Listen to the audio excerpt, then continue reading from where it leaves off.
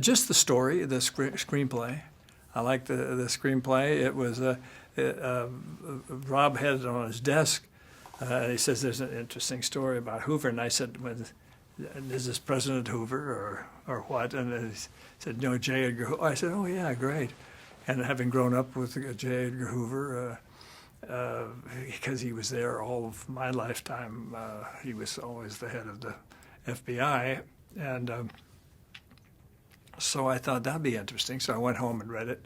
Sometimes when you pick up a script, you just instinctively feel there may be something hidden in there between the pages. And so I went home and read it, and I really liked it. So I called up Brian Grazer, who had given it to us, and I said, what's the matter? Universal doesn't want to do this? Because he's tied up over there.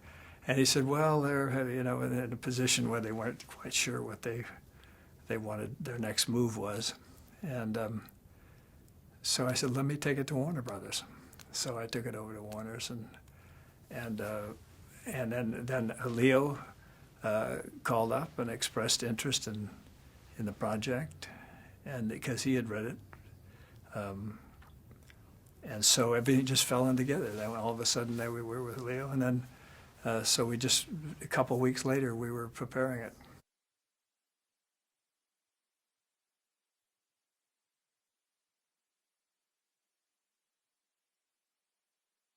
Well, I didn't know too much about him, and after you've studied it and you go back and you read all the books on him, you still have to make your own impressions of him, because he was kind of a mysterious character.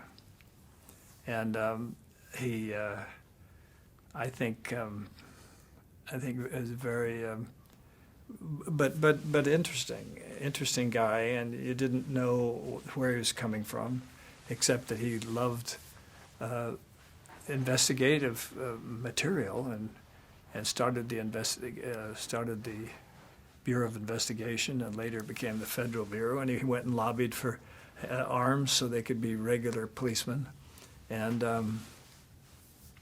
it just sort of materialized, and 48 years later he was still doing it.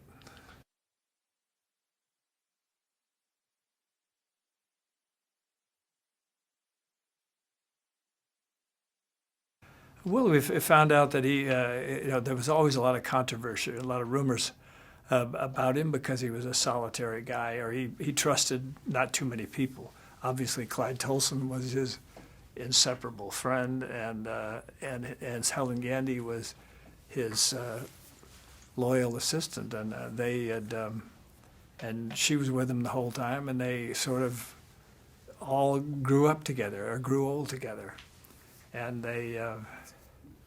and he did he manipulated a lot of things around to work for him, and I guess he had to manipulate in the political world, which was kind of tricky, but he managed to stay there.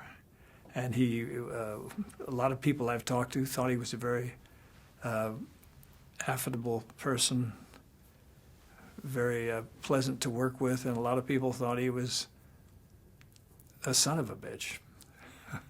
And so it just depends on what side of the law or him that you were on. It seemed like he was sometimes tough on people that had done well there. He seemed like that he took most of the glory for things that were going on with the FBI and their successes. And I don't know if he took the glory on any failures or not. But even after doing the picture and reading all the books that Lance Black had read to get the information, I still think of him somewhat as a mystery man.